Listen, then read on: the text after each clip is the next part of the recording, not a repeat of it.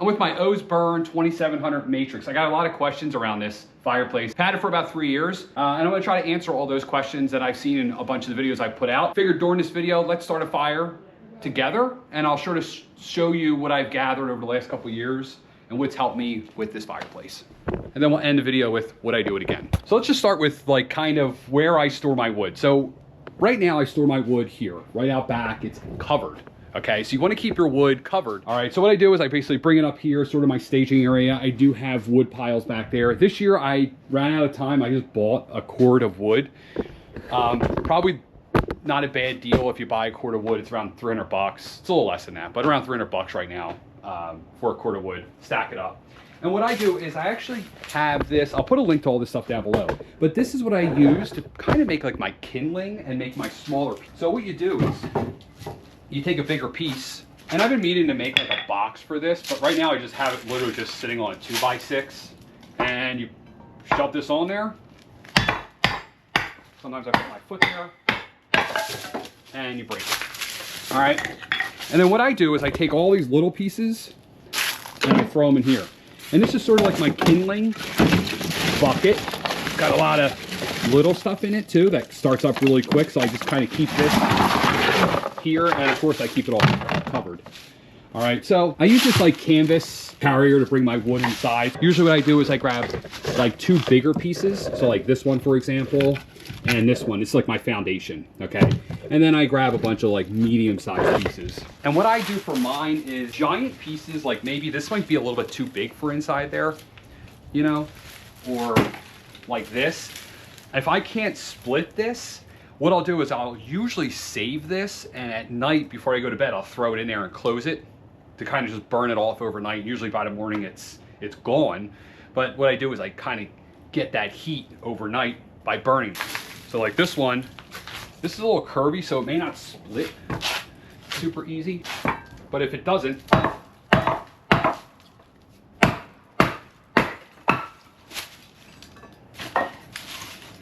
and then this I put into that pile.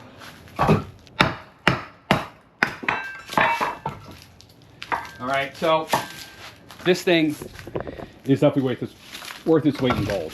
All right, very durable.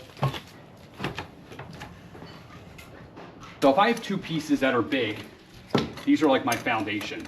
I always put, and the reason why is you want the fire to sort of be like tilted back, okay? So I put the bigger one in the front, and what this does is gives me like a ramp to go to the back. Of course, that's because I don't want the fire falling forward. And then what I do is I go with these smaller ones next. Something like this. I have all the papers and stuff that are, sent to the house. I just keep a big stack of them over here. So stack there, and I have a big stack here.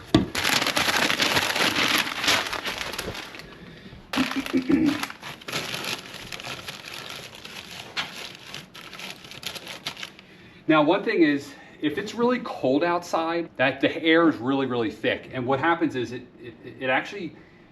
it's hard for this to start pulling. So you have to actually start like a little fire in there. And usually what I find is I just usually grab some paper, light it up, and throw it in there. And that's enough to sort of clear out the chimney. If you don't do that and you just start a fire, sometimes the smoke will actually come into the house until it heats up the chimney enough to sort of start that pool. A little weird. First couple times it happened, I didn't know what was going on. Now I know. So sometimes you have to preheat your chimney. So I start with like these size, okay? And this is basically gonna become the base of the fire, all right? So one thing I found that works really well to start a fire is this fat wood. I'll put a link to this, of course, to this down below as well. This stuff is like kind of like an all-natural wood starter. It's kind of like a little greasy, but it really starts well. So I put this right in the middle here. All right. And one thing that I forgot is that box of like all the chopped up bark and extra wood. I just sort of throw that in there as well. A little bit, it's basically kindling. Right now we're just trying to get a base. Once we get the base going, we can start throwing these bigger logs in there. And you always want to do like a pattern like this. So you put 2, when I refeed, I'll feed 2 in like this, and then this will burn down, and I'll put 2 in like this. To start it, I'll use something like this. Again, I'll put a link to this down below. All right, so as this gets started, we'll just let this go in the background. All right, so we'll just let that get started.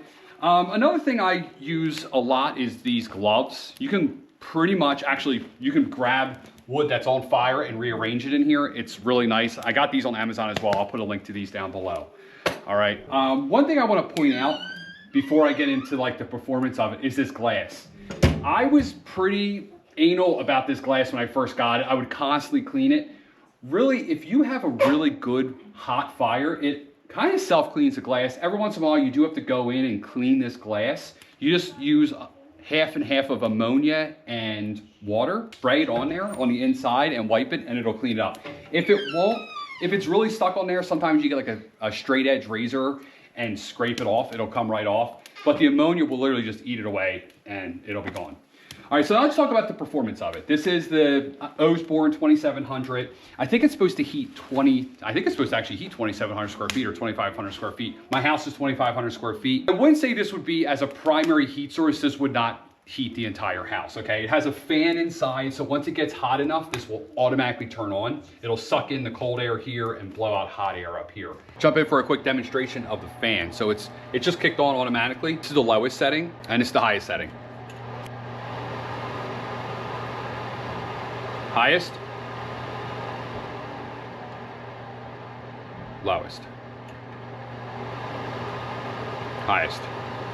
And it's hot. Like when this gets going, this gives off a lot of radiant heat. It definitely takes the chill out of the air in the house. But again, it wouldn't be like my primary heat source. And one of the problems that we have in our house, the reason why it probably wouldn't be a good primary heat source is because of this huge ceiling here. Okay, so I have a cathedral ceiling here. A lot of the heat just basically goes from here up there and gets stuck. If this was more like a split level, like I found members that have split levels that have fireplaces in the basement, if they were to put this and that in a split level, this would heat the entire house. I mean, it'd be very toasty. The fan noise, one of the things that annoys me about this is the fan noise. If you have the fan up all the way, it's kind of loud. You have to turn your TV up. But it's not enough to like bother me or keep me from doing it again. It's loud. It's probably a little, not as loud as a hair dryer, but a little less. A very quiet hair dryer. A very quiet hair dryer. We're trying to think of the other day what it would be like. Maybe a loud microwave, okay? An air fryer. An air fryer, actually. It's probably it's probably like an air fryer, because we have the air fryer going right now. So it's probably as loud as an air fryer, that sound, that hum. But you can turn it down. There's a dial here. This is not hot enough yet for it to turn on, but you can also turn it down. So sometimes we won't even put the fan on. If it's actually kind of warm in the house, we'll just have a fire and turn no fan on. And then it won't really let a lot of heat off. The heat just goes out through the chimney. If you want the heat out of it, you turn that heat exchanger all the way up, or the fan all the way up, pulls the cold air, kind of runs it around the fire and puts it out up here. It's completely sealed, right? You're not getting smoke into the house, because once you close this off, this is a sealed chamber and you're not getting any smoke into the house, okay? Would I do it again? The answer is yes. I would do this every single time. This is one of the best things we did to the house. It really makes this room warmer. This room is the coldest room in the house because of the exterior wall, exterior wall, exterior wall, cathedral ceiling, and that's also a 3-pane patio door. So this is like the coldest room in the house. So this really helps warm it up. It also makes it more inviting and pulls us in. We like to sit here and, you know, watch TV and chill. So if you were thinking about doing this, and anyone I talk to that asks me about this, I tell them 100% do it. I think you'll love it. I give this thing like 10 stars. How many stars do you give it? How many stars do you give it? 10 stars. 10 stars? All right, I won't put her in the camera. I hope that answered all the questions. If you have more questions, please put them down below and I will try to answer them. I'll make a shorts video or I will answer them in the comment section. I'm Mike, Family DIY TV, and I am Fireplace out. Ouch! What are you reading? Oh, hey. All right, I'm reading about my Matrix 2700. Like, to know, because, I don't know, I think a lot of it gets lost up there. So. Oh, you look like an angel. I look like an angel. And I'm Fireplace. In. I'll pretend I'm heating up. Bother you? Well, no, I'll just like. You might not want to run. Oh, hey.